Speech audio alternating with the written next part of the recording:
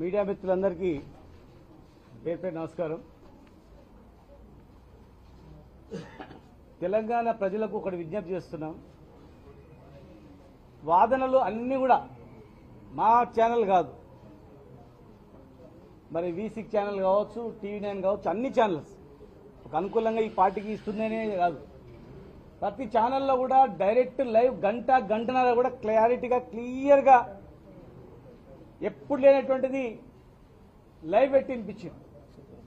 సుప్రీంకోర్టులో ఒక ఇద్దరు న్యాయమూర్తులు ఒక గంటన్నర సేపు వాదించి అన్నిటికీ సమాధానం చెప్పి ఆమె దోషి అనడానికి ఇక్కడ ఏ ఆధారం లేదు, అసలు లేనే లేదు, ప్రూఫ్లే లేదు, అసలు ఏం లేదు, కావాలని ఆమెను వేధిస్తున్న రీతిలో వారు మాట్లాడి బెయిలిస్తే అన్యాయంగా 5.5 నెలలు జైలు జీవితం గడిపింది కదా అని చెప్పి బాధపడేది పోయి ఇవాళ బీజేపీతో కుమ్ముక్కై బెయిల్ వచ్చిందని చెప్పడం అనేది ఎంతవరకు సమంజసం అడుగుతా ఉన్నాం. అంటే న్యాయ వ్యవస్థను పార్టీలు నడుపుతాయా? ప్రభుత్వాలు 5 ఏళ్లకు ఒకసారి ఉంటాయి, పోతాయి. కానీ జిల్లా కోర్టులు కానీ, హైకోర్టులు కానీ, సుప్రీంకోర్టులు వీళ్ళు అపాయింట్ అయిన తర్వాత జీవిత టైం పీరియడ్ వరకు ఉంటారు వాళ్ళు. న్యాయ వ్యవస్థ అది. కానీ న్యాయ వ్యవస్థ మీదనే, తీర్పు మీదనే మాట్లాడడం అనేది ఎంతవరకు సమంజసం? అంటే వీళ్ళకి ఎంత అక్కసు ఉందో ఒక్కసారి మీరు ఇదొక్కటి గమనిస్తే అర్థమవుతుంది.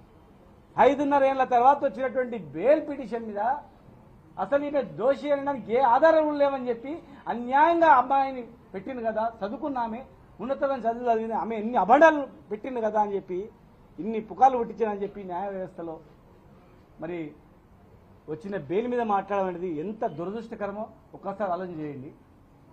ఇలా తెలంగాణలో కాంగ్రెస్, బీజేపీ, టీఆర్ఎస్ పార్టీని భయపెట్టేయడానికి, అనేక రకాలుగా ఇబ్బందులు గురి చేయడానికి ఎన్ని చేసినా కేసీఆర్ గారు అనే వ్యక్తి సావడానికైనా సిద్ధం, కానీ ఈ బెదిరింపులకో లొంగికో అమ్మడబోయే వ్యక్తి కాదు. అట్లా చేసింటే కేసీఆర్ ఉండేది కాదు కదా. ఇలా న్యాయం పైన, దేశం పైన, రాష్ట్రం పైన, పేద ప్రజల పైన, రైతాంగం పైన ఒక విజన్ ఉంది కనుకనే ఆయన లెక్క చేయలేదు.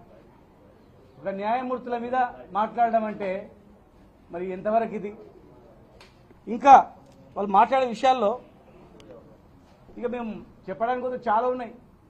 లక్షల కోట్లు ఎగ్గొట్టిన వాళ్ళు ఉన్నారు. దేశంలో కొన్ని సంస్థలు ఎట్లా పనిచేయాలంటే నిష్పక్షపాతంగా పనిచేయాలి.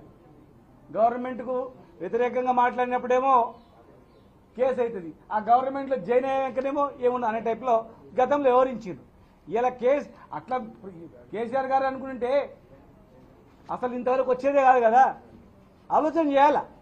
ఒక న్యాయమూర్తులే వాళ్ళంతా 1.5 hours చెప్పిన తర్వాత కూడా ఇంకా కేసీఆర్ గారి మీద, కుటుంబం మీద, పార్టీ మీద ఒక రకమైన అక్కస్తో మాట్లాడడం అనేది పద్ధతి కాదు.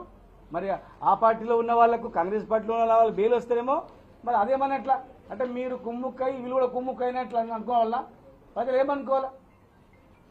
న్యాయం మీద, న్యాయ వ్యవస్థ మీద ఇట్లా వేస్తే ప్రజలకు ఎట్లా నమ్మకం ఏర్పడుతుంది? ఇది రాజకీయ వ్యవస్థలో చాలా దుర్మార్గమైనటువంటి చర్య. ఖచ్చితంగా ఇప్పటికి కూడా ఇది ప్రైమరీ తర్వాత కేసులో కూడా ఈ రకంగానే 100% ఉంటుందని ప్రజలు, తెలంగాణ ప్రజలు చూస్తున్నారు. మొత్తం తమాషా చూస్తున్నారు. 10 ఏళ్ల ప్రభుత్వాన్ని చూసిండ్రు, ఇప్పుడు చూసిండ్రు, ఏం జరుగుతుందో చూసిండ్రు.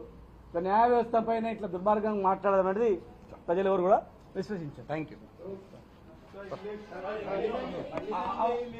Our floor leader Suresh Reddy will address the press conference in the evening.